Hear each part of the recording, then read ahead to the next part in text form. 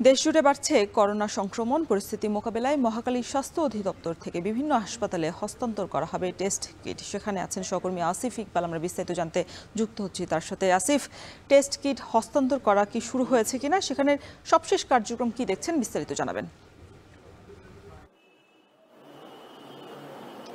রওশন যেমনটি বলছিলেন, আসলে বাংলাদেশ এবং দেশের আশেপাশের বিভিন্ন দেশে কিন্তু যেই পরিমাণ করোনা বাড়ছে, তার পরিপ্রেক্ষিতে কিন্তু গতকাল স্বাস্থ্য অধিদপ্তরের মহাপরিচালক একটি প্রেস ব্রিফিং করেছিলেন।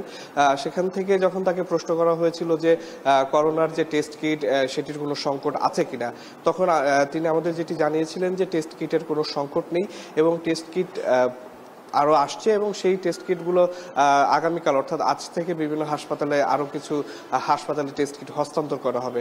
তো সেই কথার প্রেক্ষিতে কিন্তু আজকে আমরা মহাখালী স্বাস্থ্য অধিদপ্তর যেটি আছে সেখানে আমরা এসেছি। এখন পর্যন্ত আমরা টেস্ট কিট হস্তান্তরের কোনো কার্যক্রম দেখতে পারিনি। ধারণা করা হচ্ছে সেটি দুপুরের পর থেকে শুরু হতে পারে। রওশন, আপনাকে জানিয়ে রাখি, আসলে বাংলাদেশ সহ পার্শ্ববর্তী দেশ ভারত এবং সিঙ্গাপুরেও কিন্তু আসলে নতুন করে করোনার প্রাদুর্ভাব দেখা যাচ্ছে এবং এই যে করোনার নতুন একটি ধরন, সেটির কিন্তু আসলে একটি আতঙ্ক জাগাচ্ছে। তো সেই পরিপ্রেক্ষিতে কিন্তু কালকে স্বাস্থ্য অধিদপ্তরের মহাপরিচালক কিন্তু একটি সংবাদ সম্মেলন করেছেন। তিনি সেখানে আমাদের যেটি জানিয়েছেন যে নতুন যে ভেরিয়েন্টটি আছে করোনা ভাইরাসের, সেটিতে আতঙ্কের কিছু নেই। তিনি যেটি বলছেন যে যদি এখন থেকেই সচেতনতা বা সচেতনভাবে কার্যক্রম চালানো যায়, সেক্ষেত্রে অনেক অংশেই এই নতুন যে ধরনটি আছে সেটিকে কিন্তু মোকাবেলা সম্ভব।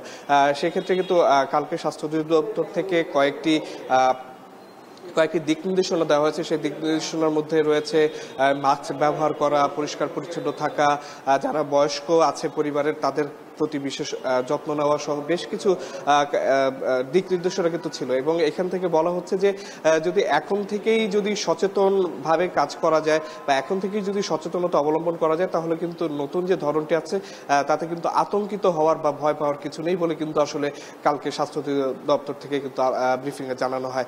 তো স্বাস্থ্য অধিদপ্তর থেকে এখন পর্যন্ত এই ছিল আমার কাছে সর্বশেষ। পরবর্তীতে যদি কোনো আপডেট থাকে সেটি জানানোর চেষ্টা করব। রওশন।